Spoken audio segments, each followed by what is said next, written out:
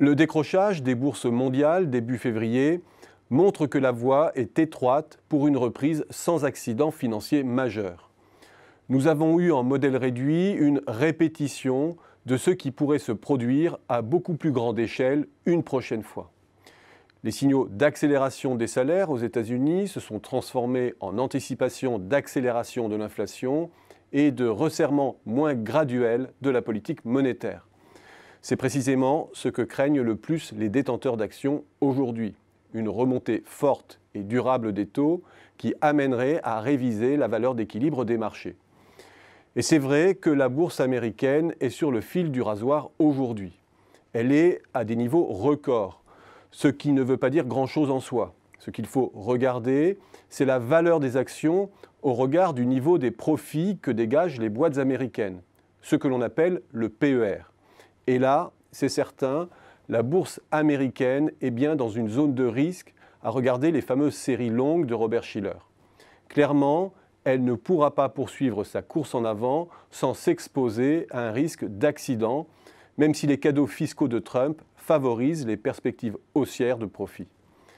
Et quand la bourse américaine fait la culbute, on sait que toutes les autres bourses embrayent le pas généralement. Surévaluées ou non, les bourses subissent le panurgisme des opérateurs. Il y a donc bien un péril boursier sur la reprise. Péril non nécessairement mortel pour la croissance cependant. Aussitôt le risque advient-il que les taux rebaissent.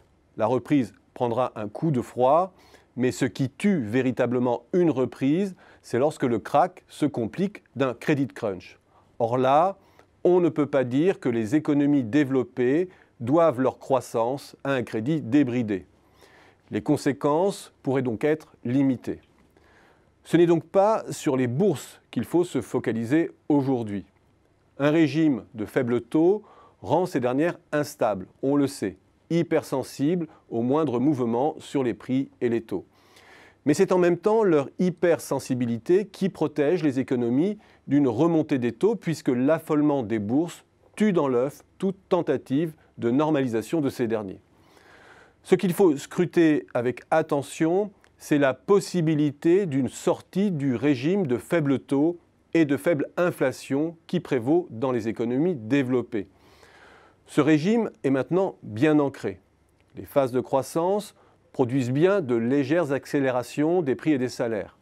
Et à regarder de près ce qui se passe aujourd'hui, aussi bien aux États-Unis qu'en zone euro, nous disposons encore d'une marge d'accélération sans que soit remis en cause ce régime.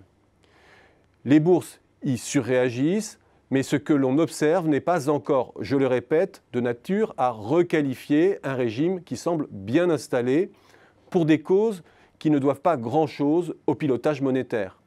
C'est bien du côté de l'intensification de la concurrence, pour des raisons technologiques et d'ouverture aux économies low cost, qu'il faut rechercher les causes d'une pression à la baisse sur les prix. Et cette dernière n'est pas prête de s'atténuer. Cette inflexion-là serait susceptible de provoquer le cataclysme mortel sur la croissance. Une hausse durable de l'inflation et des taux qui remettrait en cause les anticipations de moyen terme déclencherait un effondrement simultané de toutes les classes d'actifs, actions, obligations, immobilier.